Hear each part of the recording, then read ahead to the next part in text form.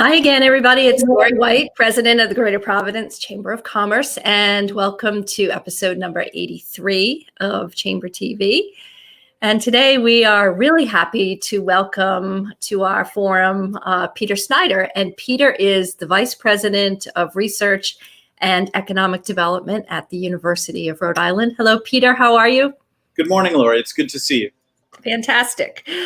So today we're going to be talking about the power of research and the commercialization of research and the impact that the university has on the global research agenda and some of the fascinating and interesting projects that URI scientists are working on, and particularly in the COVID era, some breakthroughs that potentially could come from Rhody. So we're really pleased to be able to talk about that and a whole bunch of other issues around business and entrepreneurship and patents and all kinds of good stuff. So, Peter, having said that, let me just officially welcome you and ask you, how are you? How are you doing? How's your family?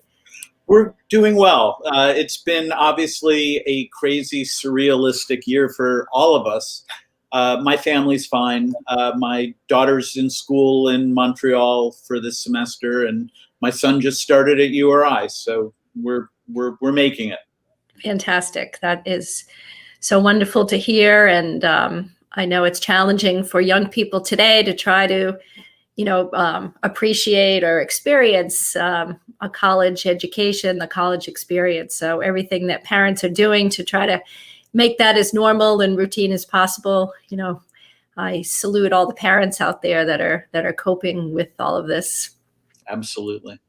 So I have in front of me, Peter, your excellent annual report. So those of you in the audience that are University of Rhode Island graduates have probably already gotten this in the mail. And it's titled The Statewide Impact of Research and Economic Development at URI. And it has some opening comments from you about the tremendous trajectory that the research function is on at the university. So give us a quick snapshot, Peter, if you will, about what we can read about in here. Sure. First of all, I just would like everybody to know that if you don't receive a copy in the mail, it's available electronically. If you go to URI's research site, just Google URI Research, and you'll get to a page that just has a download button, and you can see the PDF and flip through it like it's a regular magazine. The intent of this report was to be very transparent with our community, with the citizens of Rhode Island. We're the state's research university, and we have a public service commitment to advance the economy here in this state and to translate what we do in terms of our scholarship and academics as best we can into knowledge that's useful for the community, whether it be local or global. That's our intent. And this report is really our way of metricing and showing how we think we're doing in meeting that public trust. And you have been in this role, I want to say, maybe 5 or 6 years? Does that sound right? It's 3 years. 3 years, okay. I had a similar role for the Lifespan Hospital System for 10 years before that, but I've been here at URI for 3 years. Okay, so I know that's when we first met, when you were the vice president for research at Lifespan. So time flies when you're having fun. So what kind of organization did you inherit at the university when you took over the research function, and what would you categorize as the biggest wins during your 3 years? Well, I made the move and came to URI largely because I really wanted to work for President Dooley.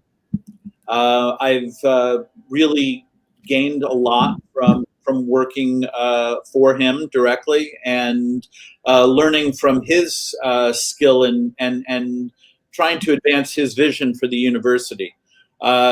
This university has clearly grown dramatically over the past 11 or 12 years during his tenure here as a research institution. And the university has tremendous areas of depth and expertise. But like every state institution or even any large institution, we tend to, as a people, as a society, or as a species, we silo. We're very good at siloing and really just focusing on what we are working on ourselves directly. So oftentimes the work of an institution like URI goes largely unnoticed or doesn't get quite the visibility that it should, given the impact that it either is having or can have. So that's part of my role, is to make sure that the research mission of the university is visible, and that the benefits to the community are ones that we can talk about, are tangible, are things that people can point to with pride. So that's the reason for this report. Yeah, so I love that, Dr. Snyder. So let's break it down a little bit and make it real for people that might not be 100% familiar with what the Vice President of Research and what the research function does at the state's major research institution. So tell us a little bit about the office and how you're funded, and some of some of the key metrics in terms of establishing the office. Sure. So my division for research and economic development oversees all of the research functions of the university. So anything to do with scholarly activity, creative works, artistic works outside of the classroom that advance knowledge and solve problems that need to be solved for our community and really for our planet. That is one of the core missions of the university. You can look at the university as a two-sided coin. And one side is the teaching, education, and workforce development side, although workforce development is shared, of course, with what I do. But certainly the teaching and education of our students is a key mission for any university, let alone ours. But the other side of that coin is the research and economic development mission, transcending what we do in the classroom to impact our fields, to advance knowledge, to identify solutions to some of the world's most difficult problems. That is a cornerstone mission of any research university, and it certainly is for us. So my office oversees that side of the coin. So please explain for our viewers today how the office is funded. Where do you get the resources to do this groundbreaking research? So most all of our funding is from federal sources. About 80% of our this past year, it was $104 million in external funding. 80% of that has come from external federal sources, such as the National Institutes of Health, the National Science Foundation, the National Oceanographic and Atmospheric Administration, a little bit from the Department of Defense. But those are the big institutions, federal institutions that sponsor our work. For all of those grants and contracts, and some from our state grants and contracts as well, there are indirect charges that are normal and expected for any grant. And those are the charges on a grant that just keep the system running, keep our buildings operating, pay for security and lighting in our parking lots so that our researchers are safe when they go in and out of buildings, keep the heat on, keep my office running. And those are all coming, 80% of it comes externally from federal awards. You are particularly well suited for this work. I recall that you are an expert in Alzheimer's and various neurological disorders. So you bring the mindset of a scientist and a researcher to the role. Yes. Tell us a little bit about your background and how you believe your background is a perfect fit for what the university is dealing with today from an issue perspective. You mentioned, the most pressing global issues and the university's response to that. So if you could dovetail those two thoughts. Sure, absolutely. Thank you for asking. I have spent a large portion of my own academic career as a biomedical scientist. I'm a dual Ph.D. in both neuroscience and clinical neuropsychology. Most of my career I've spent in hospital systems and medical centers of various sorts. I had a 8-year stint as a senior director and clinician for Pfizer, the drug company, which certainly imparted for me just a real world practical education in business development, managing very large teams, interdisciplinary and multi geographic teams on large projects. And I also had an experience starting my own company with a dear friend of mine that went public in 2005 in Australia on the Australian Stock Exchange and is doing pretty well right now. So I've had business development and entrepreneurial experience under my belt. My expertise is in Alzheimer's disease. That's very true. But I have, as a scientist, I have a deep, abiding respect and belief in scientific method and in the power of knowledge to advance the human condition across all disciplines. So I have very serious, deep respect for my colleagues across the university who are engaged in serious research, some of which will be directly applied research. Much of it isn't, because the way science works is we do a lot of basic work to discover and then only down the road identify discoveries that have applications. And that's normal for the acquisition of new knowledge. We do a lot of fundamental work that may lead to applied solutions down the road, some of which won't. And that's just part and parcel of science. But I believe in scientific method and in our public institutions supporting these activities for the common good.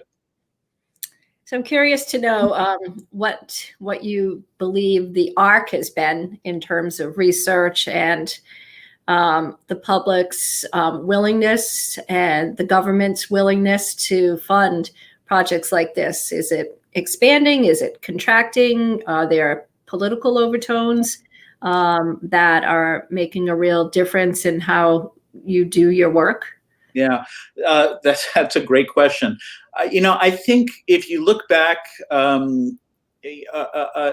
across the decades in modern American political history, there has every administration, every presidential administration has at times used science, government scientists, government-funded science, or suppressed science in various ways to serve their political ends. That is not new. That has happened with every administration, both Democrat and Republican. I think that we are at a very odd time. All that said, I think we are at a serious tipping point where we have major crises that we are facing as a society and as a planet, particularly with respect to global warming and climate change, that I am very concerned that our current administration is subverting the work of scientists who are funded or work for our federal agencies. They are not being truthful with the severity of the problem and what we really understand. And we are disengaging from the global community in our necessary response to the threats that we're facing.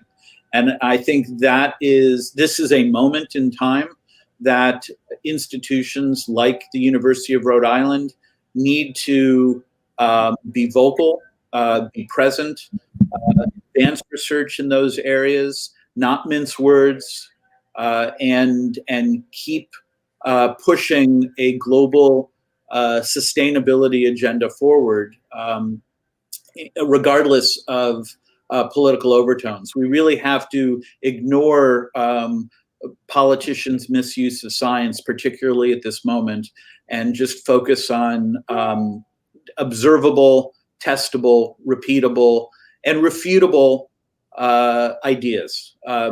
Science is based on advancing knowledge by testing hypotheses. And hypotheses can be both supported, they can also be refuted with enough evidence. And that is the power of science, is to objectively pursue the truth and know that we may go up dead ends from time to time, but ultimately we will be supporting hypotheses that build in terms of their weight, the weight of the evidence over time. Regardless of political pressure, regardless of social belief, science needs to remain immune to that and focus on discovering the truth. Why is there so much skepticism about science? Well, yes, first of all, I think that there is a concern about short-term change in our society, economically and otherwise, if we make some of the systemic changes that probably need to be made in order to improve our human condition in decades to come for our children and grandchildren. There are economic costs. There are also huge economic opportunities as well, which we don't have to go into enumerating this morning, but those are less known. That's a little bit intangible because we haven't had that yet. We haven't faced the economic benefits of really reforming our energy system in the way that we need to. So it's always easier to stick with what you got. And so there's an inertia. I think that's a worry. I think the other issue that we have to bear in mind is that scientists as people are fallible. This is a social enterprise like any other. Science, the advancement of science is based on the work of hundreds of thousands, if not, a couple million individuals across the world, certainly a couple 100,000 in the United States. And with any group of people doing any type of work, there are going to be mistakes. There are going to be people behaving badly, because that happens with any social system. And I think there have been mistakes historically in terms of the conduct of science, like any other human endeavor. And that, so our popularity as a profession has, been like a bit of a sine wave, cresting and dipping over time, depending on news and some adverse stories that have emerged over the years. You mentioned some of the top global issues of concern to our society and to our planet. So what is the university doing? What are the top two issues that you think are most critical, and what has been the university's response to that? Well, it's hard to pick two. We have a lot of interesting work going on in so many areas. I'll pick two thematic areas that are large for the university. We have one of the top research institutions for oceanographic research with our Graduate School of Oceanography in the world, with faculty that are absolutely committed to understanding how our changing environment is impacting our oceans, our food web, our security, sustainability of our coastlines and our communities. These are the issues that we're waking up with every day. And it transcends just GSO. I mean, the Graduate School of Oceanography is a gem, but we have marine scientists in our College of Environment and Life Sciences, in Arts and Sciences, in our College of Engineering, pioneering the field of oceanographic engineering, the interface between human activity and our marine environment. These are massive strengths for the university, and they are critically important for our communities, particularly here in Rhode Island with 400 miles of coastline at sea level in the coming decades. So that's one area where we are working very hard and deep. The other, I would say, is in health. Our human health is obviously a high priority for the university. We have work going on in our College of Pharmacy, in our College of Health Sciences, in our nursing school that are really trying to seek solutions to very serious public health threats, whether it be the opioid crisis and providing equitable treatment for disenfranchised populations, or are identifying and now industrializing a saliva-based test for the coronavirus that seems to be more sensitive than some of the others that have come out recently, and that we hopefully will get up and going here in the next couple of months in order to provide much broader surveillance, not just for URI, but for other institutions here in the state of Rhode Island. So many pressing issues, and it's mind-boggling the degree to which we have these issues that we're struggling with as researchers and as citizens, as observers as well of the whole federal system. It's hard to figure out where to start. Let's just go back to the oceans for a second. I was taken, very much taken by a project that I was involved in a number of years ago to study plastics in the ocean. And the chamber was involved in a study commission on that around plastic bags and plastic bottles. And as part of that work, we were viewing the ways in which Asian societies, if you will, treat the ocean, and the dumping that goes on and the amount of plastics that are in the ocean. And I was, thinking about our precious Narragansett Bay and how fragile it is and how vulnerable we are to this notion of, global, the global oceans, and using those as dumping grounds for not just plastics, but any other hard, non-disposable goods, hard goods and the like. So talk a little bit about the university's research on plastics and the vulnerability of our oceans. Yeah. So thank you, Laurie. You noted that in the report that we just released, we do highlight the plastics issue as one of the key signature research initiatives that this university is undertaking. And we arrived at that after much debate, internal discussion, think tank meetings with both our own faculty, but also representatives from many different regional and federal institutions, Woods Hole Oceanographic, NOAA, NSF, several non-governmental organizations.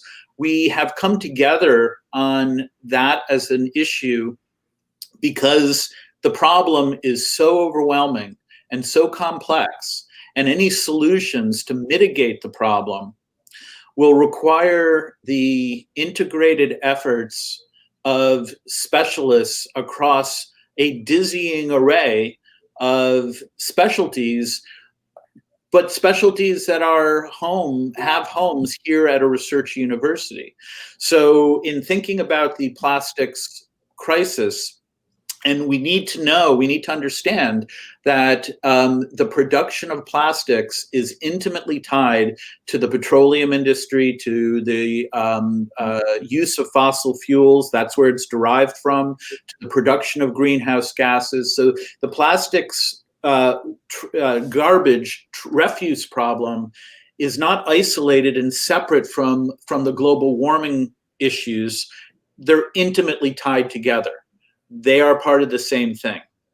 And any solution is going to, of course, need the input from our engineers, our polymer chemists, our physicists, for sure. But we also need an integrated approach that involves anthropology, sociology, political science, our College of Education, our economics department, our business school and understanding supply chain, our arts to help communicate to the public more effectively. The list goes on. And so it's an opportunity for the university to identify a problem that is so important that we are specifically supporting the interdisciplinary engaged work across this university to in 5 different thrust areas that we are mapping out that revolve around the core problem of plastics pollution. And we will be funding some of this work internally at risk. We will be supporting large grant applications. We will be engaging with international and national peer institutions and governments, both foreign and domestic, to join a global community focused on this problem. I understand that, University of Rhode Island is a moderate-sized research institution in the smallest state in the country. The problem is huge. We are not going to solve this, not on our own. And any solution is going to be a really complicated one that reduces the production and the path of our micro and nanoplastics in particular through our refuse water into our coastal watershed and then marine environments. An actual cleanup of the ocean is really highly unlikely at this point. So we have to minimize the damage. We have to work with lots of other institutions to join a global effort to slow this down and get it under control. And the university is committed. In the coming months, we will be releasing a formal position statement on this. So we've been delayed by the COVID crisis. I'm not going to lie. We had planned a really big rollout of this effort, really this summer or spring that just passed. And I got to tell you, I'm reticent to roll something of this importance out with a hour-and-a-half Zoom event. It just doesn't feel right. So we're going to be planning for hopefully a larger scale rollout of this effort in the spring, particularly if we have vaccines available to us that make public gatherings a little safer. But in the meantime, we will be rolling out our position so everyone can see the thrust areas that we'll be working in very clearly. And we will be funding several efforts from internal funding. We're already funding an effort now to map the plastics in Narragansett Bay, the flow of those plastics, and how they're distributed throughout the entire water column into the sediment. and to start a long-term annual monitoring of our own bay. So that work has started, and you'll hear more about this in the coming months for sure. That's great. That's such important work. And when I'm sitting by the bay and I'm looking at what appears to be a pristine scene, and for all intents and purposes in Rhode Island, it is pretty clean compared to what I'm about to describe, which I learned from our plastics task force. But in some countries, so little regard for the ocean and the proper treatment of garbage, just to be very plain.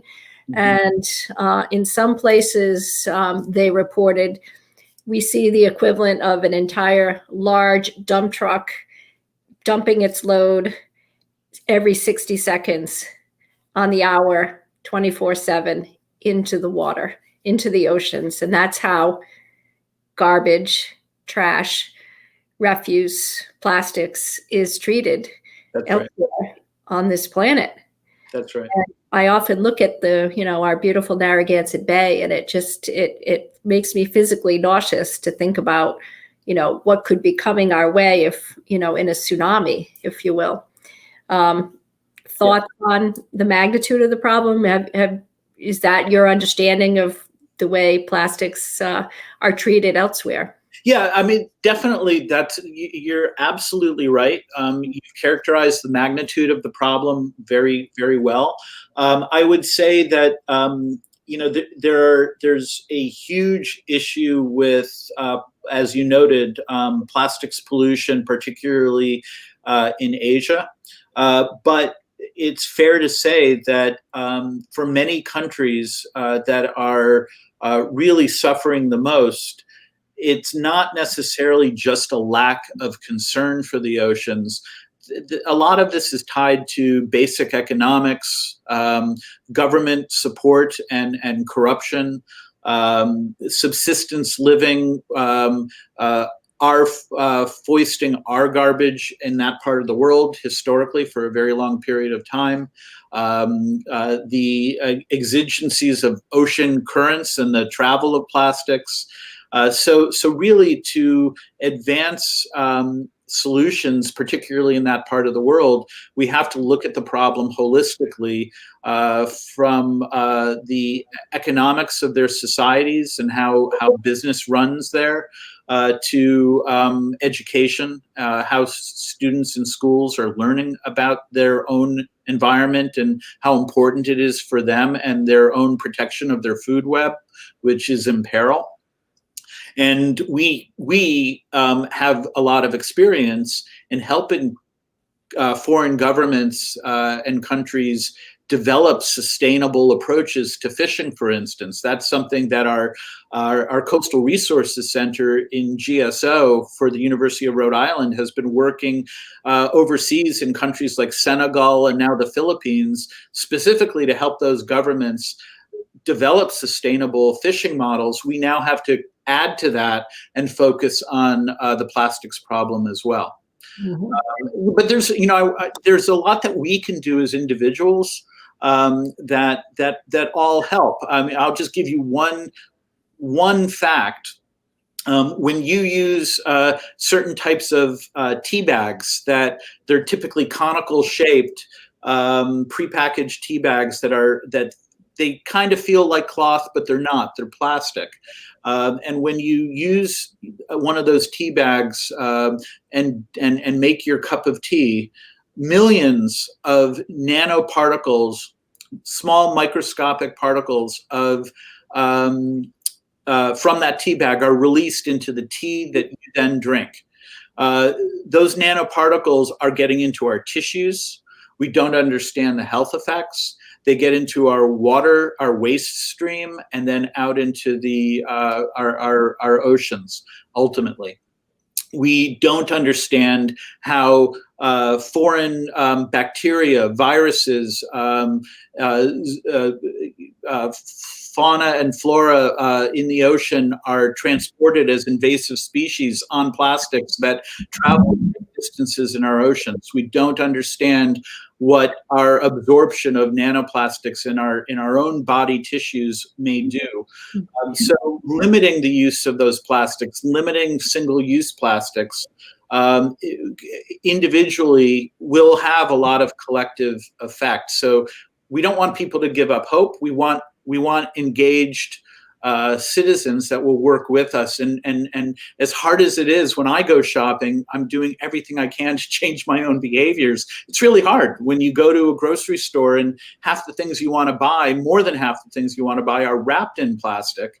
This is very difficult for all of us, but we do have to make these individual changes. Mm-hmm. Well, what are a couple of simple things that people could do in their day-to-day lives?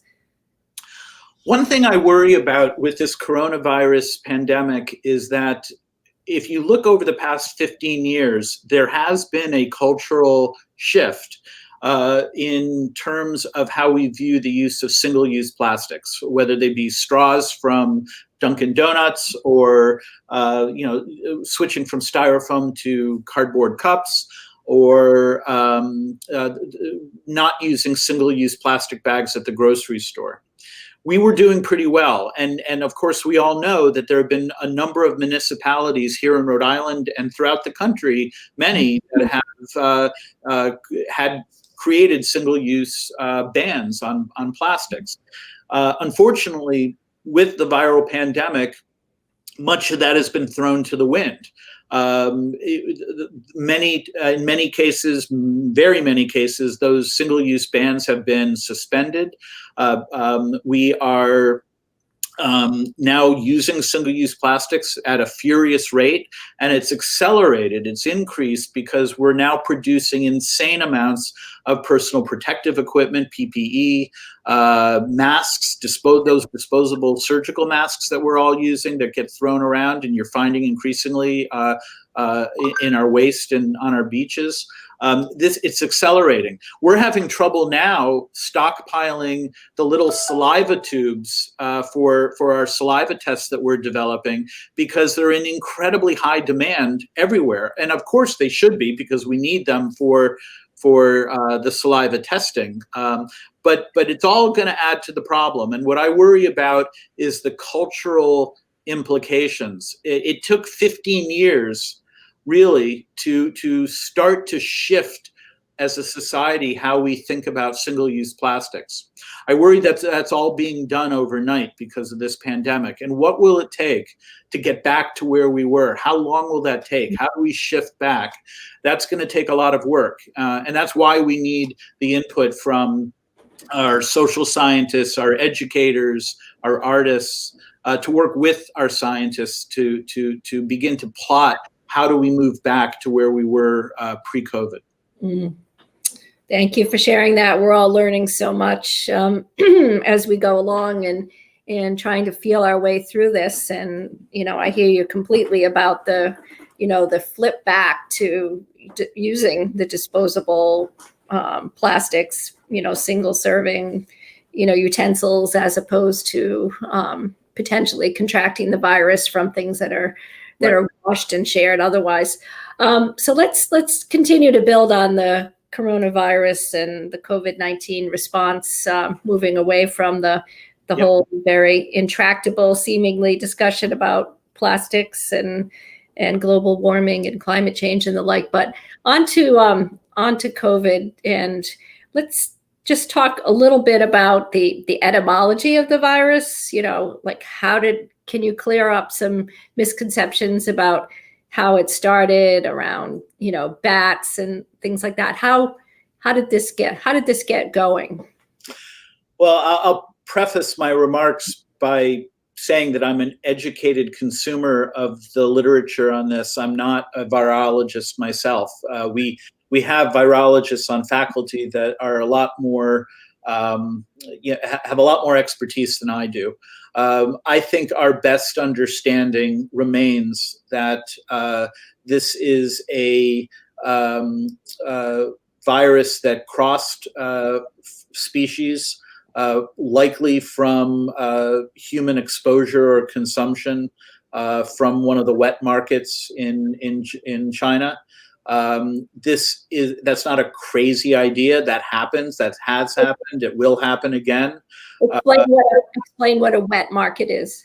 A wet market is a market where local people are buying live animals for cooking, whether they be chickens or, frankly, bats. They are sold. They have been sold, and they are sold in wet markets, particularly in that region of China. And the coronavirus that we are suffering from now is part of a larger family of coronaviruses that have been in our animals, in livestock, in our, none of this is new. This virus, this particular virus, is new for humans, but it is part of a larger family of coronaviruses that we've known about, for 30 years, 40 years. So it's likely that it did spread from a transfer to humans in that part of the world. It's been pretty well mapped out, the spread. We know that it is very contagious and is suspended in air as microparticles in our in the breath, in our saliva that we expel into the air when we're talking or singing or coughing, sometimes for hours at a time. We do know that it is also theoretically transmittable on surfaces, and it can live for a long time on surfaces, but actually as best as we can find, that's pretty low. That has not been a major source of transmission. Although, maintaining clean surfaces and using the disinfectants is always a good idea and should be maintained. The biggest threat is because of our breathing and expiration of the virus, and it gets sequestered in the nasal cavities where it replicates. And if you have enough of a dose of the virus, it's very, very dangerous. Mm-hmm. What you mentioned some rapid testing protocols and other advances that the university is working on. Tell us a little bit about that. Yeah, over this past summer, of spring, actually, dating back into, April or so, the university certainly ramped down in terms of active work on campus over an abundance of caution. But we never suspended our research. We kept our vital programs going. We put in place very significant safety protocols, safety measures. We don't think that we've had any incidents of transmission of the virus in our laboratories or as a result of our research activities. But we did undertake a number of major projects to respond to the pandemic. One, I'll mention two in particular. One was an effort that we mounted in partnership with a nonprofit organization and with the National Guard and with our fire chiefs around the state to collect as many unused home CPAP and BiPAP machines, typically kept in the home for patients with sleep apnea. We collected about 1,000 of them, re-engineered hundreds and hundreds of them that could be re-engineered, and we've created about 650 ventilators that have been now stockpiled for the state for field hospitals when needed, if needed. But we have also provided them to about 11 different countries that are currently using these ventilators in their field hospitals and hospitals all over the world, from the Philippines to Haiti to East Timor, Ghana, Honduras. I'm probably going to forget them all, but we have ventilators all over the world. And that was an effort mounted in our student union, which within 6 weeks, we turned into a full production facility overseen by our College of Engineering, and then have been shipping pallets of these to countries in need. The entire effort stood up, completed its work, and finished within about 6 weeks, which was just tremendous. We had over 80 volunteers working shifts over those 6 weeks to get this done. People who really donated their time. And remember, this was at a point in time when we were really, really uncertain. How is the virus transmitted? How dangerous is it? We didn't have testing available.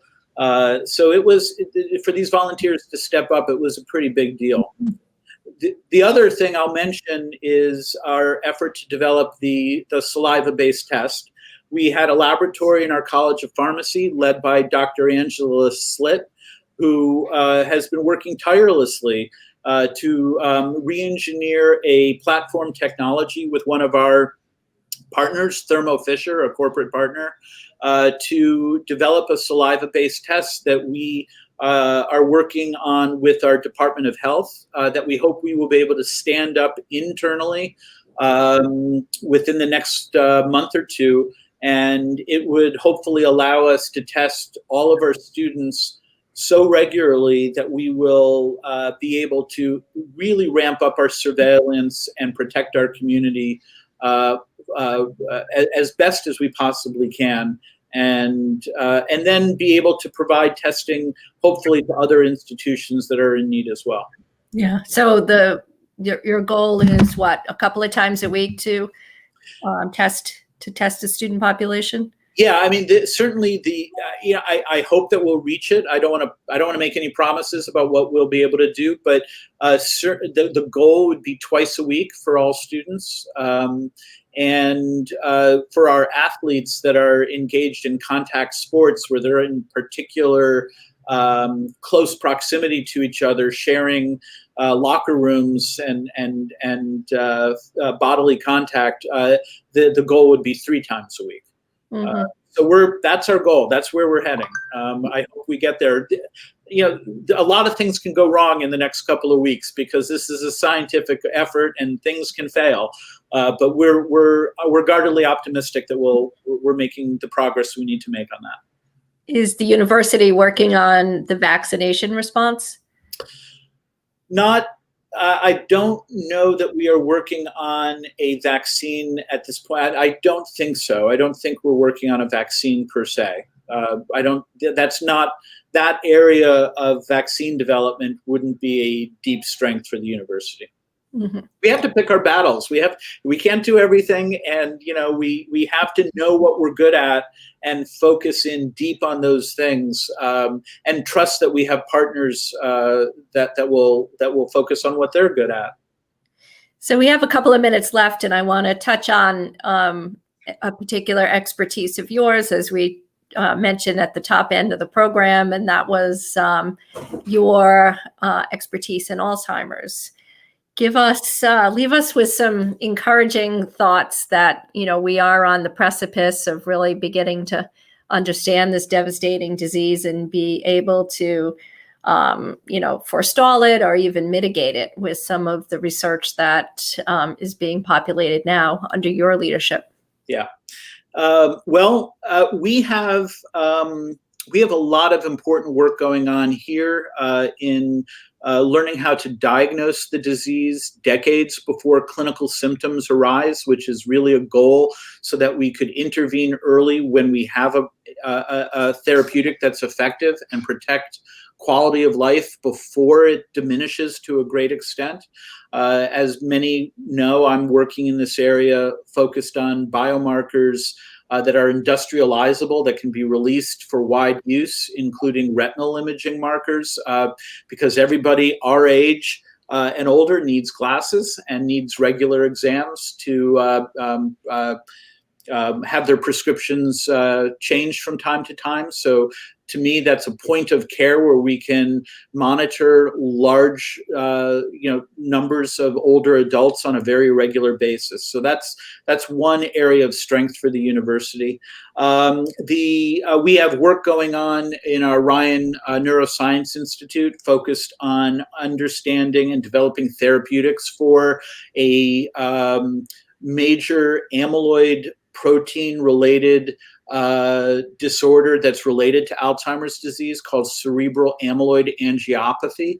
That's a disorder where older adults will have strokes, and the strokes are related directly to the same amyloid protein that's building up in Alzheimer's disease, and the comorbidity between those two conditions is as much as 80%. So we're making great progress in that area as well. Nationally and internationally, there are companies that I have been working with, some myself, others I just know about because of my specialty, that are working in developing vaccines to lower amyloid burden in the brain. Those have had mixed results, but there's actually one or two that are in development that have had some interesting clinical results so far that I'm hopeful about, and I think they're moving along. There are other companies that are working in other approaches neurochemically. One reduces the formation of the soluble early form of that protein before it clumps together into those plaques that we talk about, plaques in the brain. We want to stop that buildup of the plaque by that protein before it happens.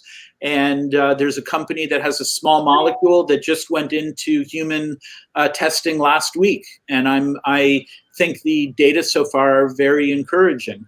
And finally, another company that I'm very well aware of that's working in altering one of the neurotransmitter systems in the brain, that acetylcholine that is affected early by the disease and probably the culprit for a lot of the pathology. And I'm kind of excited about what they're working on. So I guess what I want to say is that there's a lot of shots on goal. There's a lot of important activity going on all over the world. And I am optimistic that in our lifetime, we will see therapeutics that have at least moderate efficacy, and if administered early, may slow the progression, protect quality of life, and allow more of our older adults to be productive for much longer and happier. This is a disease for the families, right?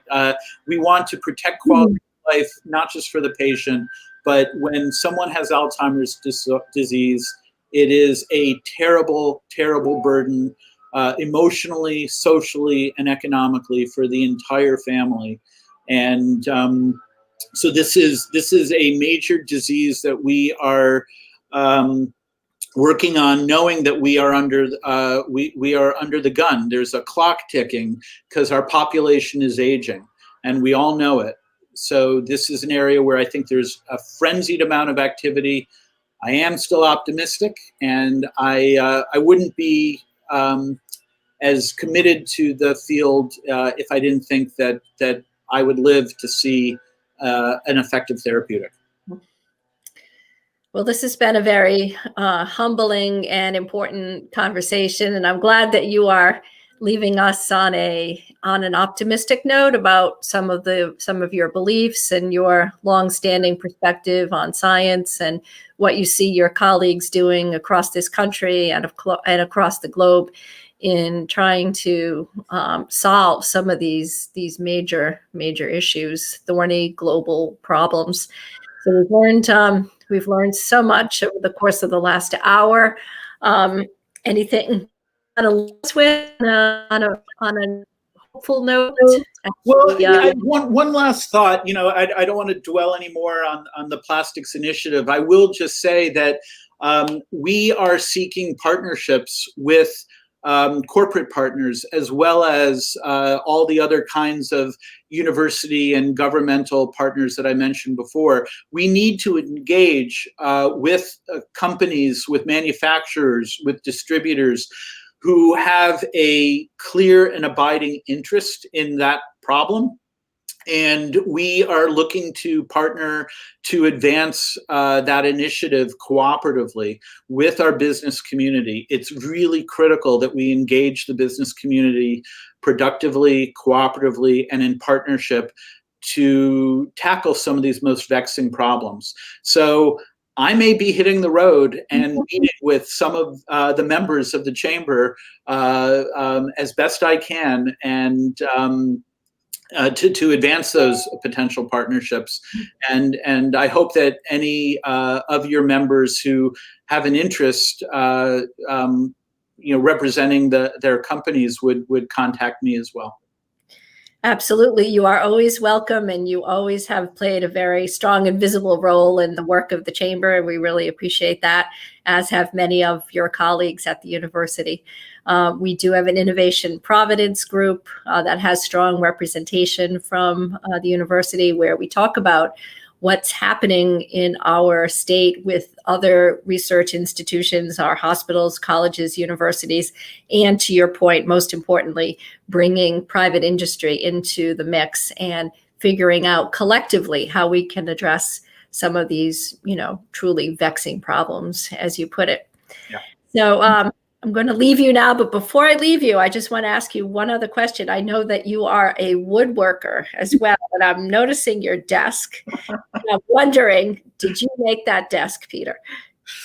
No, I didn't make the desk. I made a lot of other things in the room, but not the desk. But all right, take your camera and show us something that you made. We want to see some of your handicraft.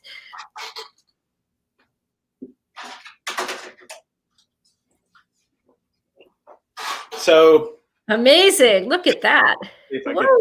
There we go. That's a platter from a box elder burl. With, of course, because I'm a vision scientist, I'm doing retinal imaging. Instead of signing the platter, that is actually an angiogram of my right retina as my signature. Geeky as hell, isn't it? I love it, though. I knew if I called on you to show us something cool that you would deliver. So I'm glad you. How long did it take you to make that? Probably. I do it sporadically because I have a day job. So what would normally take me a couple of hours might take me a week. But I get it. I fit it in. Yeah, it's a nice way to balance out the yin and the yang of one's life, right? Yeah. All right. Well, thank you, Dr. Peter Snyder, for being with us and taking us through what you're working on and the important role of the University of Rhode Island and its research function. And I'm also glad to hear that today's students are really engaged in the research work that the university is doing as well. That's a really hopeful sign. We need some of the best minds on our planet to be really focused on some of that. And we can count on the students at the University of Rhode Island to keep that great tradition going. So thank you very much for joining us. We look forward to circling back with you at some point to learn more about your plastics initiative when you are ready to talk about that in greater detail in the spring. We would love to chat with you about that. And again, we would urge any members of the chamber that have a particular interest in what Dr. Snyder and his team are doing from a research perspective and what private industry can bring to this equation, to reach out to you directly. So how would people get in touch with you? My email is pjsnyder, PJSNYDER, @uri.edu. Okay, fantastic. I'm pretty easy to find on a Google search. Okay, well, this has been great, and we wish you all the best. And most importantly, when you finish your next big woodworking project, please share. Okay, that's all I can say. Thank you very much. All right, bye everybody. See you next time.